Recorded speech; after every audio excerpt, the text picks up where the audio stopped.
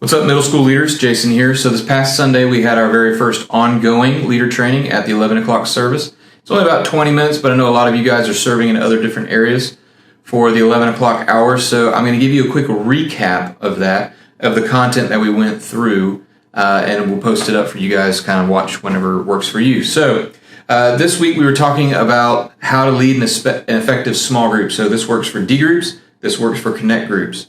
And so these principles I have found either from different guys, so like Wayne Rice, who wrote Junior High Ministry, and Kurt Johnston, who wrote Middle School Ministry Made Simple. Those two guys had some good content that I pulled from, but also some of this just comes from my years of, hard knocks and learning in student ministry, how to engage with students. So I've got 6 quick tips. You see them behind me, and I kind of want to walk you through these and how they can help you be a really effective small group teacher. All right, so number 1, pray for every student. I could have said learn their names, which is important, and that's part of it, but I want you to take the next step. Pray for every student by name, okay? So you want to learn their names. That's why we did the Instax pictures with the bottom note of their name, and then you take the picture of the whole group so that at any given point you can pull the picture up on your phone and be like, oh, that's right, that's who that kid is. So you want to know their name because that's important for them, because they want to be able to relate to you. They want to know that you like them and you care about them and you know their name. However, only spiritual change happens because of the Holy Spirit. Like, we can't enact spiritual change, so we have to depend upon Him to do it. So the best way to do that is take that student to Jesus, to the Holy Spirit on a regular basis. So you can kind of do that however you want, however that works, whatever regular looks for you. So I do generally about 4 quiet times throughout the week. I don't do 7.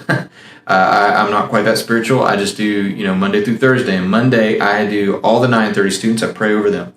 Tuesday, 6th grade. Wednesday, 7th grade. Thursday, 8th grade. And so what we do is this week we're going to be putting in your yellow folder, your roll folder, a list of all the students and their contact information so that you can pray for them by name, okay? Because ultimately, that's what we want. We want students who are taken before the throne of God. All right, number 2, engage students outside of class.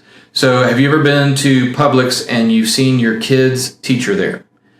Your kid freaks out because they're like, I know that person. They're my teacher, right? And it's just because they're seeing them in their natural habitat or something, right? Well, in the same way, that seeing them outside of the classroom is just as effective for you. Like Sunday, a student comes, they're in their routine. They go to class, they leave class, they do their thing. But if it's like on a Thursday afternoon, that's not part of the routine. That's something special that they'll remember. So what are some ways that you can engage students outside of class that are effective? I'm going to go from least complex or least commitment to a little bit more complex. So text them. Just pull out your phone, send them a quick text. Hey, it's a great contact. Phone calls. Phone calls are great. It may only last for 5 minutes because they're super weird on the phone.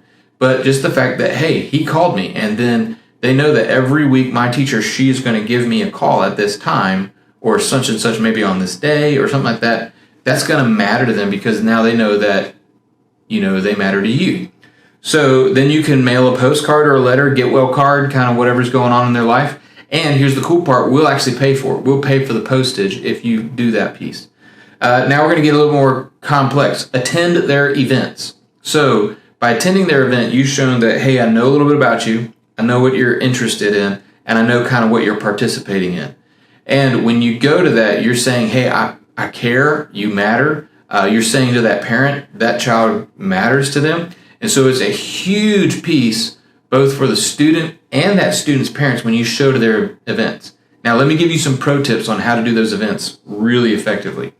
Go to the event where you're going to get the most bang for your buck, okay? So if you're going to, because there's a girl in your class, right? And she does a dance recital, and you've got 4 other girls who are doing the dance recital.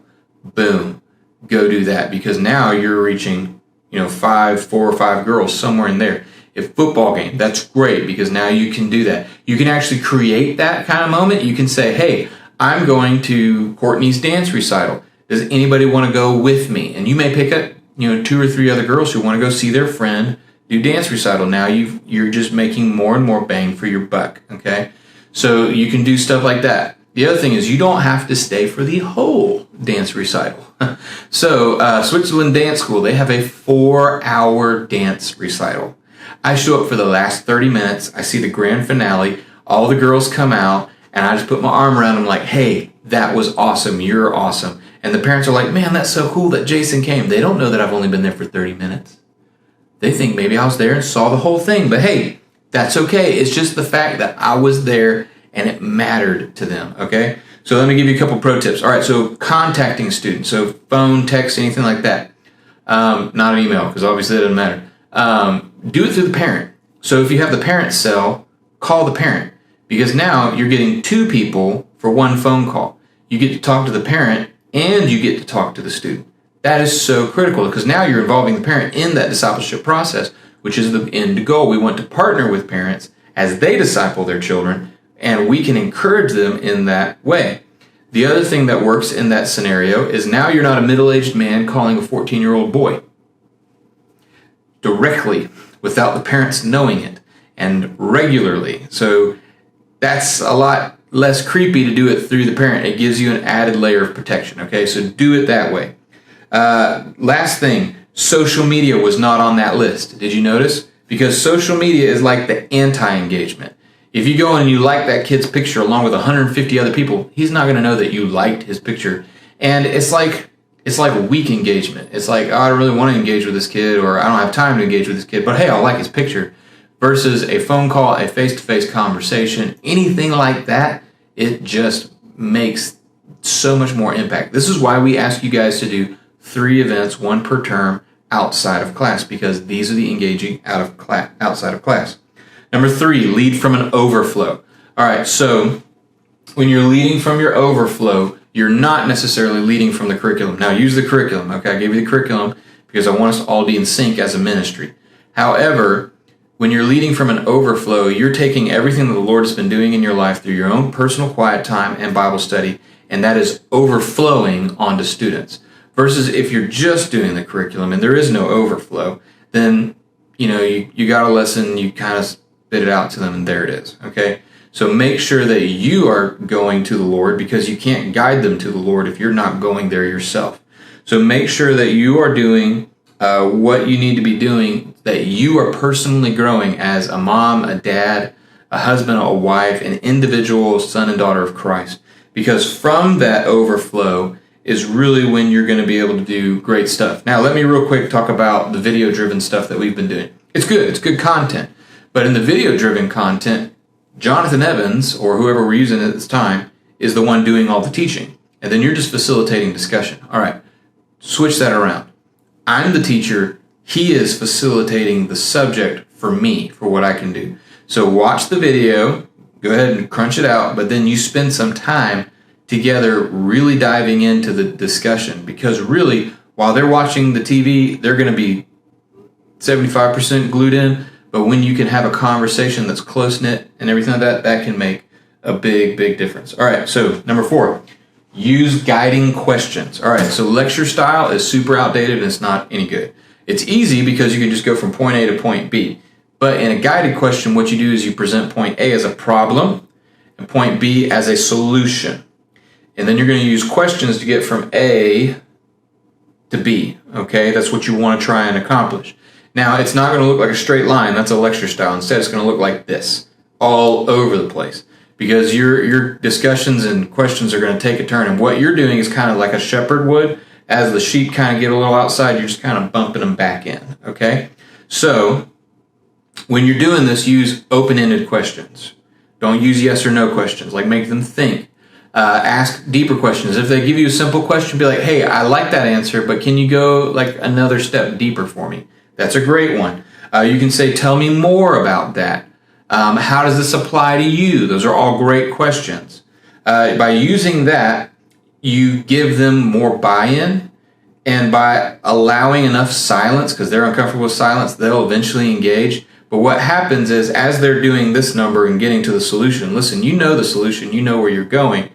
They don't necessarily know, and so they're on a journey, and when they get to that solution, it's theirs. It's not just whatever you gave them. So it's really, really important to kind of follow that method using the guiding questions. All right, number 5, involve everyone. There's always that kid who just always wants to chime in and give his opinion on what's right and everything like that, and kind of dominates the discussion. Okay, we like him. We love that kid. But after class, you should probably go to that kid and be like, hey, I really appreciate you jumping in, and I want you to continue to do that. But I also want you to give everybody else a chance to jump in too. And in doing so, you're kind of helping that kid master his personality, which he needs to do. So things like that are good. Now, you've also got that girl who sits in the corner and is super shy and quiet and doesn't want to engage with anybody, okay? So let me give you 2 tips on how to handle that situation. Make the circle smaller. If everybody's out on the outside perimeter, they're farther distant, okay? Ask everybody, especially if you're a D group, bring them in close. Because now it's a bit more of an intimate conversation. Everyone's closer. They're engaged better, okay? Now that person who could just hide in the corner now is like right here, okay? And they can't really get away. So that's a very easy and will feel organic way to make that conversation happen amongst the different people. The other thing you can do, though, is come up with an easy question, or what's called a softball question, okay? And ask it to that kid, okay? Ask the complex ones to the other one who wants to talk the entire time. Ask the simple one to that student, because then it's an easy win. She can feel like she joined in, and it builds a relationship with you, because now she's like knows, oh, she really cares about me, and I was able to answer it. I didn't feel like dumb or inferior or anything like that. So make sure you're engaging, you're involving everyone in the conversation in the class. Number 6, be available. All right, now be available outside of class. This is the most complex of them, because sometimes you're going to get a call and they just want to chat. And it's like 6 o'clock and you're trying to put dinner on the table. And so you say to the kid like, hey, I do really want to chat with you, but right now I'm slammed. Can I call you back at 7:30? Now, a couple things you did there. One, you said, I do really want to talk to you. I promise I do, but I am busy. You still have boundaries, okay? You still got to protect family time. Then you set a designated time, 7:30 later that day, to chat with them. Why? Because if you said, I'll get with you tomorrow, you might forget. And then tomorrow never comes and never happens. And then everything that you just said about that kid, like, hey, I do want to talk to you, now you just blew them off. Okay? So something I like to do at, say, camp is I see guys working in this kid, and so I say, hey, I'd like to chat with you today during free time at like 4 o'clock. Can we do that? Will that work? And they're like, yeah, I can do that. And then off I go. And then I let them wonder for the rest of the day, what does Jason want to talk to me about? Listen, it's super effective, because then they're coming kind of ready and primed, like, man, what's he going to say? Listen, that's totally fine for you to say, like, hey, I'm slammed right now, and I really do want to talk to you, but can I call back at 7:30 or something like that? And that's totally fine. So setting those barriers and boundaries. The other thing, though, is let's say you get a call, and it's like they need you right then and there. It's a life catastrophe kind of thing, which we do get sometimes, especially kind of in our current season with COVID. Stop and just say, hey, I can give you, 10, 15 minutes, 15, 20 minutes, whatever it is. Maybe you're at work or something like that, and just chat with them. And most of the time, what they really want to tell you, or what they want, is they want you to listen and just be there. In catastrophes and moments like that, you being available is the most important thing. You don't have to give advice. You don't have to tell them things like, it'll be okay, because sometimes it may not, and you don't want to just lie to them about stuff. But what you can say to them is like, hey, I'm here. And sometimes that's really all they need. So, hey, I hope these 6 points were helpful. I hope the training's been good for you guys. I think the next one is October 5th. So thanks again for serving at MSM. You guys, literally, you make this ministry as cool and awesome as it is because of you and your participation. So thanks again, and I'll see you guys soon.